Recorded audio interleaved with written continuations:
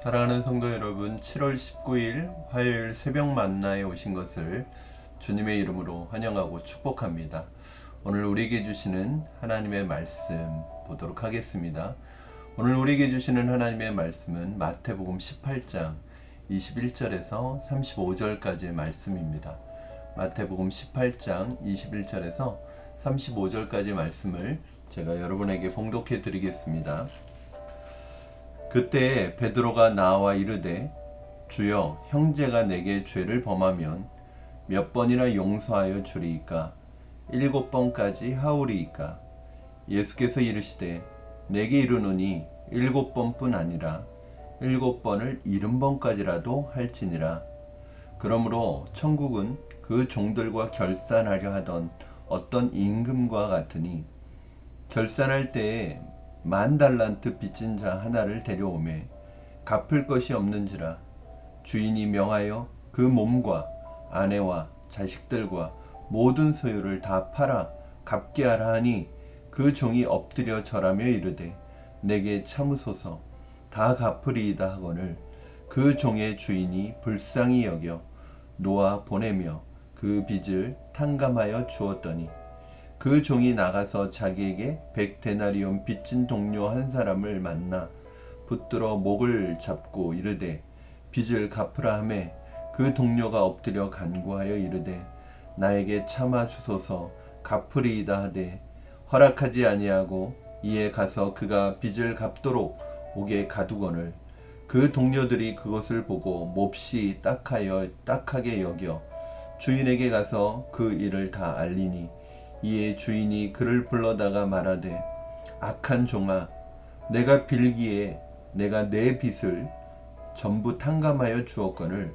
내가 너를 불쌍히 여김과 같이 너도 내 동료를 불쌍히 여김이 마땅하지 아니하냐 하고, 주인이 노하여 그 빚을 다 갚도록 그를 옥졸들에게 넘기니라. 너희가 각각 마음으로부터 형제를 용서하지 아니하면 나의 하늘 아버지께서도 너희에게 이와 같이 하시리라. 아멘. 네, 인생을 살아가는 동안에 내가 원하든 원치 않든 누군가에게 잘못할 때가 있고, 또 누군가 나에게 잘못할 때가 있다는 것을 우리는 살아오면서 경험하게 됩니다. 전혀 잘못 없이 살아간다는 게 가능할까? 저는 불가능하다고 생각합니다. 내가 의도치 않게, 또 의도하든 의도치 않든 누군가에게 잘못을 할 때가 있을 것이고요. 또 어떤 사람은 또 나에게 잘못하는 일이 분명히 있을 것입니다. 그렇다면 이렇게 서로 잘못하게 될 때 서로에게 마음의 상처와 또 서로를 향한 갈등과 관계의 파괴가 일어나게 될 터인데, 그러나 그렇다 할지라도 이 잘못으로 인한 아픔과 상처를 회복하고 치유하는 기능이 있다는 것이죠. 그것이 무엇이냐면 용서를 구하고 용서를 비는 것과 용서해 주는 것이죠. 회개와 용서가 바로 이러한 것을 치유하고 회복하는 굉장히 중요한 기능들이라고 볼 수 있습니다. 어제 본문에서 공동체가 범죄한 사람에 대해서 회개할 기회를 주어야 한다고 말씀을 나누었습니다. 그렇게 해서 형제가 만일 회개하고 돌아온다면 우리는 그 형제를 얻는 것이고 다시 관계가 회복되는 것입니다. 회개한다면 공동체는 그 형제를 용서하고 용납하고 받아들여야 되는 것이죠. 중요한 것은 그 형제가 먼저 용서를 구하고 회개하는 것을 전제하고 있다는 것입니다. 회개하는 사람, 용서를 구하는 사람에게 우리는 어떻게 할 것인가? 그를 용서해야 된다는 것입니다. 사실은 오늘 본문 말씀은 용서에 대해서 굉장히 중요한, 단순히 그냥 용서해라 라는 메시지보다는 그 안에 굉장히 깊은 의미들이 담겨 있음을 우리가 알고 있고요. 좀 그것을 좀 자세히 보면 좋을 것 같습니다, 여러분. 내가 이 말씀을 알고 있다, 그래서 용서해라 라는 말씀으로 그냥 덮어버리지 말고 그 안에 흐르고 있는 예수님이 이 말씀을 하시는 의도와 중요한 의미를 좀 생각해 보면 좋을 것 같습니다. 오늘 본문은 우리가 용서할 때 어떻게 용서해야 하는지를 보여주고 있습니다. 베드로는 예수님에게 질문을 합니다. 예수님, 형제가 나에게 죄를 범하면 몇 번까지 용서해 주어야 합니까? 7번까지 해 줘야 합니까? 이렇게 예수님에게 질문을 합니다. 사실은 당시 이 베드로의 입장에서는 굉장히 파격적이고 관대한 용서를 제시한 것입니다. 당시에 이제 랍비들이 가르칠 때 용서해 주는 것에 대해서 3번까지 용서해 주는 것을 맥시멈으로 그렇게 가르쳐 왔습니다. 그렇기 때문에 3번까지는 용서하지만 그 이상은 용서하지 않아도 된다는 식으로 가르쳐 왔습니다. 그런데 베드로는 3번이 아니라 7번까지 용서해 줘야 합니까? 라는 것은 당시의 사람들이 가지고 있던 용서보다 더 관대하고 더 파격적인 용서를 제안한 것이라고 생각합니다. 아마 베드로가 이 말을 할 때 예수님에게 굉장한 칭찬을 기대하지 않았을까? 왜냐하면 당신은 3번까지 용서하는 것인데 자기는 7번까지 용서하는 것에 대해서 예수님께 제시했기 때문에 예수님의 칭찬을 기대하면서 이 말을 했을 거예요. 그런데 이 베드로의 질문에 대해서 예수님께서 뭐라고 대답하시냐면 우리 22절 말씀 볼까요? 22절 예수께서 이르시되 내게 이르노니 7번뿐 아니라 7번을 70번까지라도 할지니라. 이게 무엇일까요? 7번을 70번 그러면 7 곱하기 70 490번을 하라는 말씀일까요? 왜 예수님은 7번이 아니라 7번을 70번까지라도 하라고 말씀하셨습니다. 자, 여러분 잘 보셔야 합니다. 7번을 70번 해라 라고 말씀하시지 않고요. 7번을 70번까지라도 해라. 이 말씀 무엇이냐면 베드로가 제시한 7번이 아니라 그리고 예수님이 7, 7에 49 그래서 490번을 용서하라는 말이 아니라 그렇게까지라도 하라는 것은 뭐냐면 이 7이라는 숫자가 가지고 있는 의미를 생각해 보아야 합니다. 7이라는 숫자는 완전수를 가리키죠. 그런데 그 7이라는 숫자에 7 곱하기 70을 했단 말이죠. 이건 뭐냐면 무한대를 얘기하는 거예요. 즉 진정한 용서는 횟수의 수량에 제한을 두지 않는 용서가 진정한 용서라는 사실을 우리에게 가르쳐주고 있습니다. 왜 예수님께서는 용서에 대해서 수량적인 제한을 두지 말라고 말씀하셨던 걸까요? 용서에 제한을 두는 것 자체가 사실은 진정한 의미의 용서라고 볼 수 없기 때문입니다. 예를 들어서 여러분 이렇게 생각해 보십시오. 내가 7번까지는 용서해 주겠다. 8번부터는 용서하지 않겠다. 그러면 7번까지 용서를 해주면서 어떤 마음을 가지고 용서를 할까요? 자, 내가 6번까지 참았어. 7번까지는 참는다. 그런데 8번째는 내 못 참어. 용서하지 않을 거야. 라는 마음을 가지고 용서를 한다는 거예요. 그러면 그것이 정말 진정한 용서냐는 것이죠.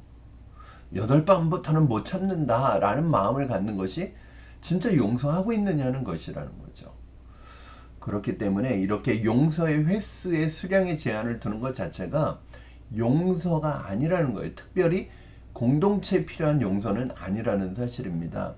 수량의 제한을 두는 용서를 우리는 형식적인 용서라고 할 수 있습니다. 형식적인 용서. 왜요?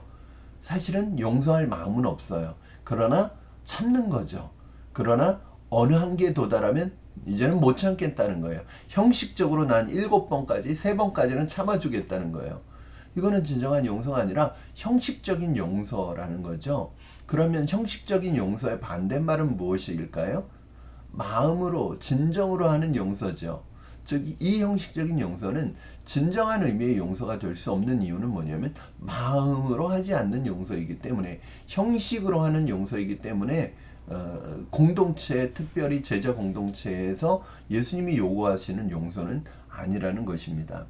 마음으로 진심으로 하는 용서라면 그 사람은 그 용서에 수량과 제한을 두지 않을 것이라는 전제가 깔려 있는 것입니다. 그래서 오늘 예수님께서는 그것을 설명하시기 위해서 1만 달란트 빚진 자의 비유를 말씀하고 계시는데, 1만 달란트라는 것 자체가 어떤 수량이라기보다는요, 어떤 의미를 가지고 있냐면, 이 종이 1만 달란트 빚진 종이 평생을 갚아도 갚을 수 없는 그 정도의 빚을 의미하는 거예요. 즉 사실은 아무 수량적으로 갚을 수 없는 것을 얘기하는 것이죠. 즉 이 빚은, 이것은 수량적으로 평생을 갚아도 갚을 수 없는 빚인데, 이것을 용서하셨다는, 탕감해 주셨다는 것은 뭐냐면 수량의 제한을 두시지 않고 그 수량적 제한을 두시지 않는 왕의 마음, 즉 하나님의 마음을 보여주고 있는 것입니다. 하나님께서 우리에게 수량의 제한을 두고 용서하실까요? 여러분, 좀 쉽게 말해서 부모님들이 자녀들을 용서하실 때, 자녀가 부모님께 용서를 구하고 회개한다면 수량적 제한을 두고 용서하십니까? 2번까지 용서하십니까? 3번까지만 용서하시겠습니까? 그렇지 않죠. 자녀에게 대해서 무제한으로 용서하실 거예요. 마찬가지로 하나님께서 우리를 용서하실 때 수량적 제한을 두고, 숫자적 한계를 두고 용서하시지 않습니다. 우리가 용서를 구하면, 요한일서 1장 9절 말씀에 만일 내가 내 죄를 자백하면 하나님께서, 하나님 미쁘사 내 죄를 사하시면 모든 불의에서 우리를 깨끗게 하실 것이래.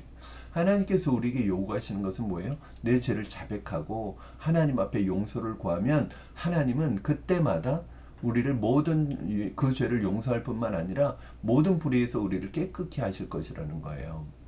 하나님은 우리에게 숫자의 제한을 두고 용서하시는 분이 아니십니다. 그래서 우리가 용서를 할 때 형식적인 용서가 아니라 정말 마음으로 하는 용서가 중요하다는 거예요. 그래서 35절은 바로 그 마음으로 하는 용서를 우리에게 보여주고 있죠. 그러면 35절 한번 보시겠어요? 35절. 너희가 각각 마음으로부터 형제를 용서하지 아니하면 나의 하늘 아버지께서도 너희에게 이와 같이 하시리라. 그러니까 너희가 각각 용서하는데, 너희가 용서하지 않으면, 이렇게 말씀하시지 않고요, 마음으로부터 용서하지 않으면. 이게 뭐예요? 마음으로 하는 용서, 진정한 용서, 형식적인 용서가 아니라 마음으로부터 하는 용서, 진정한 용서를 하라는 거죠. 그 말은 다른 말로 하면 숫자적인 제한을 두거나 형식적인 제한을 두는 용서를 하지 말라는 것입니다. 저는 왜 예수님께서 이 말씀을 하실까? 굉장히 중요한 것은, 이렇게 하지 않으면 하늘 아버지께서도 우리에게 그렇게 하시겠다는 거예요.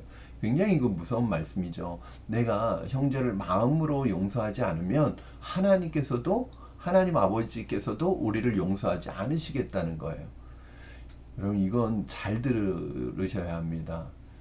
저도 이 말씀을 굉장히 무겁게 또는 진지하게 듣고 있습니다. 그건 무슨 말이냐면, 왜 이 말씀을 하시냐면, 이것은 어떤 교리적인 차원보다도 그리스도인의 공동체라는 것은, 우리 믿는 사람의 공동체에 있어서 용서라는 것은 굉장히 본질적인 요소라는 거예요. 즉 그리스도인의 공동체는 즉 용서의 공동체라는 것을 우리에게 보여주고 있습니다.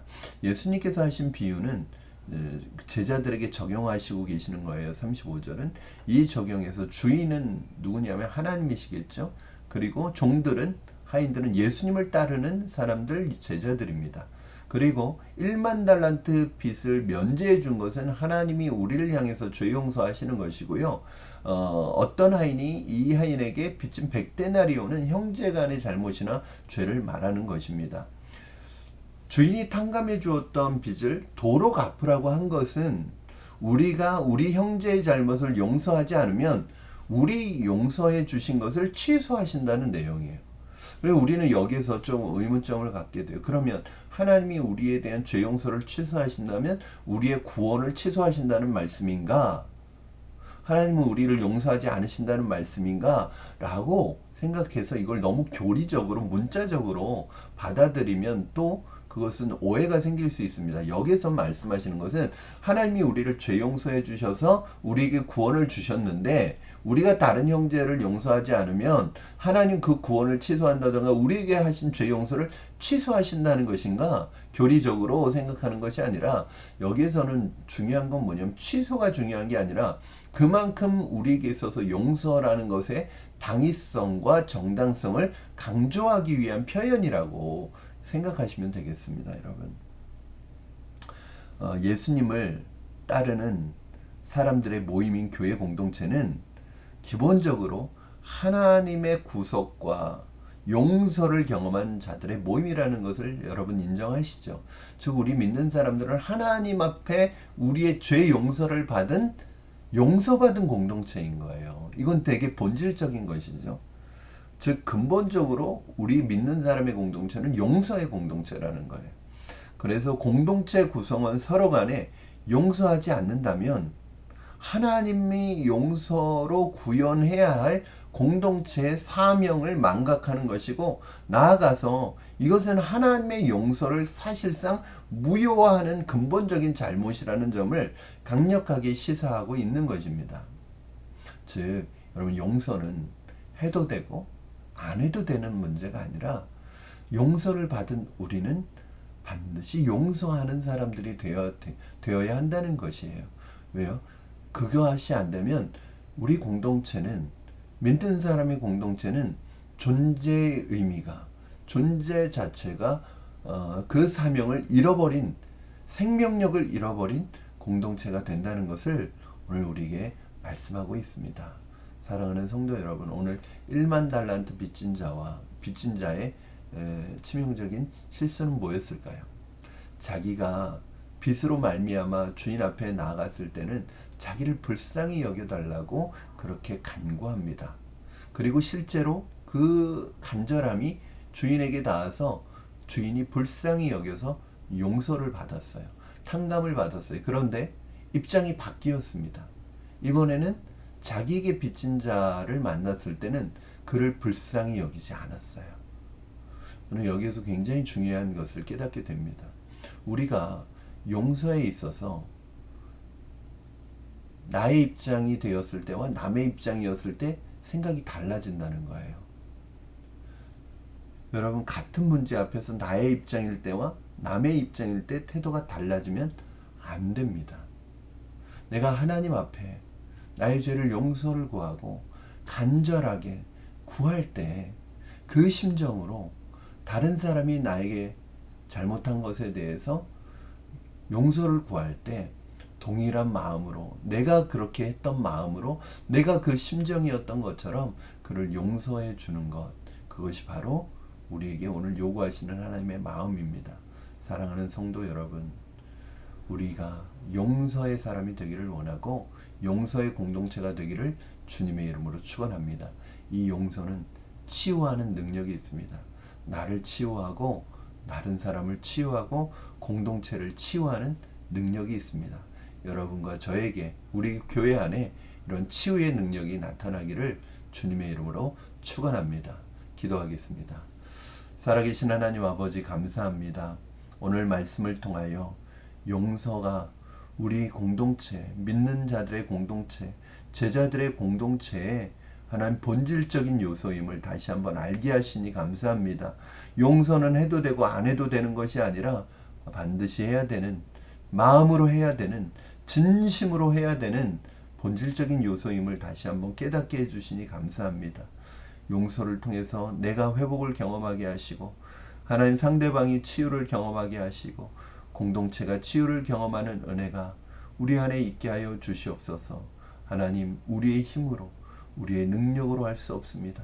하나님, 하나님께 받은 용서의 은혜가 내 안에 넘쳐 흘러서 나도 다른 사람을 마음으로, 특별히 주님의 마음으로 용서할 수 있도록 은혜를 베풀어 주시옵소서.